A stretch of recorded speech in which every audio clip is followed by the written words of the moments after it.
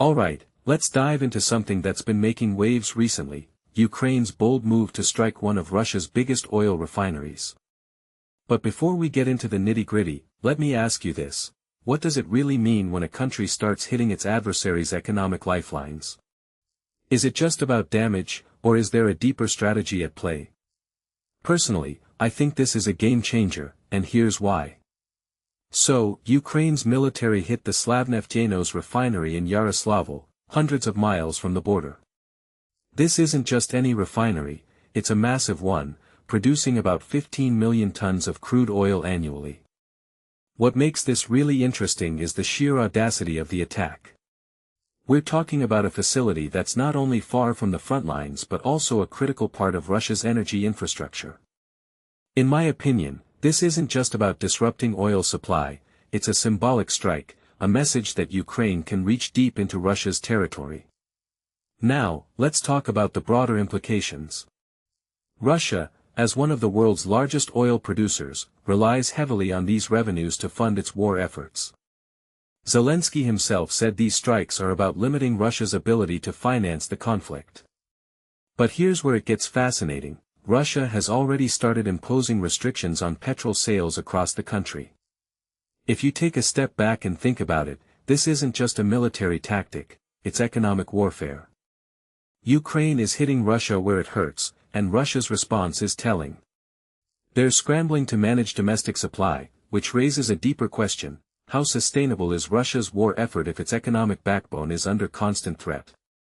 One thing that immediately stands out is the scale of Ukraine's drone capabilities. This wasn't a small operation. The governor of Yaroslavl mentioned that 93 drones were intercepted. What many people don't realize is that Ukraine has been steadily building its long-range strike capabilities, and this attack is a testament to that. From my perspective, this is a clear signal that Ukraine is not just defending itself but actively shifting the balance of power. It's not just about retaliation anymore, it's about strategic offense. But let's also talk about the human side of this. The refinery employs over 3,500 people, and while there were no casualties, 4 people were injured. A detail I find fascinating is how these attacks impact ordinary Russians. When petrol stations start running low, and restrictions are imposed, it's not just the military or the government that feels the pressure, it's everyday people. This raises another layer of complexity: how does this affect public sentiment in Russia? Are we seeing the beginnings of economic discontent that could ripple into something bigger? What this really suggests is that Ukraine is playing a long game. Alongside targeting energy infrastructure, they've also been hitting Russia's retail giant, Wildberries. This isn't just about military targets, it's about creating multiple pressure points. Personally, I think this multi-pronged approach is brilliant. It's not just about weakening Russia's ability to wage war, it's about destabilizing the very systems that support it. Now, let's zoom out for a second. While Ukraine is ramping up its attacks, Russia has been increasing missile strikes on Ukrainian cities, likely exploiting Kyiv's shortage of interceptors. This back and forth is more than just a series of strikes, it's a chess match where both sides are trying to outmaneuver each other. What makes this really interesting is how Ukraine is leveraging its limited resources to maximize impact. They're not just reacting, they're proactively shaping the conflict.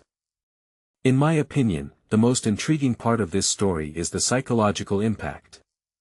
Ukraine's strikes aren't just causing physical damage, they're sending a message: no place is safe, no infrastructure is off limits. This kind of psychological warfare is often overlooked, but it's incredibly powerful. It forces Russia to constantly reassess its vulnerabilities, which, in turn, could lead to strategic missteps. So, where does this leave us? Ukraine's attack on the Yaroslavl refinery isn't just another headline, it's a turning point.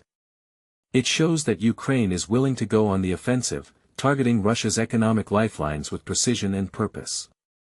But it also raises questions about the long-term consequences. Can Russia sustain its war effort under this kind of pressure? And how will ordinary Russians react as the economic strain mounts?